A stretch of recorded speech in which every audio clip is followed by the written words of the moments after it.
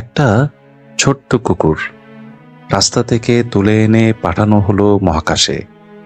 সে ফিরতে পারেনি, কিন্তু তার গল্প আজও রয়ে গেছে।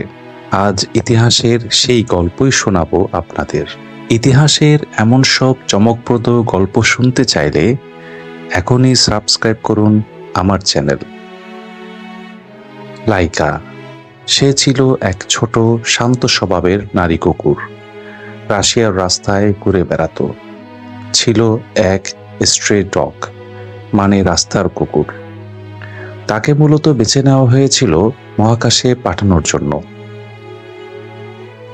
1957 সালে সোভিয়েত ইউনিয়ন শুরু করেছিল মহাকাশ প্রতিযোগিতা।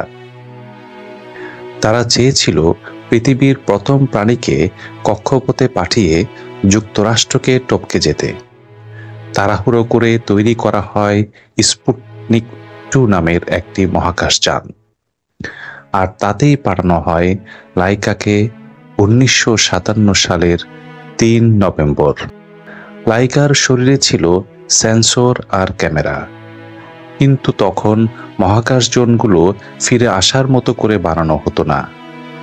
মূলত লাইকাকে জীবিত ফেরানোর কোনো পরিকল্পনাই ছিল না।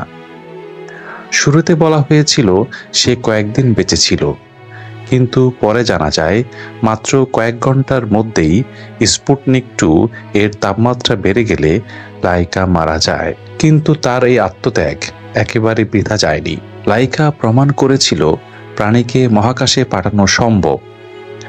আজ লাইকার জন্য রাশিয়ায় স্মৃতিস্তম্ভ আছে। লাইকা আর কোনোদিন ফিরতে পারেনি, তবু তার কারণে মানুষ একদিন আকাশ ছুঁতে পেরেছে। কিন্তু এই পৃথিবীতেই একসময় নিঃশ্বাসী হয়ে উঠেছিল সবচেয়ে বড় ভয়। সবকিছু ছিল ধোঁয়ায় ঢেকে, আর মানুষ মারা যাচ্ছিল চুপচাপ। এই অদ্ভুত সত্যি কাহিনী শুনবেন পরের ভিডিওতে। সাবস্ক্রাইব করে রাখুন আমার চ্যানেলটি, কারণ আরও অনেক অজানা কথা এখনো বাকি।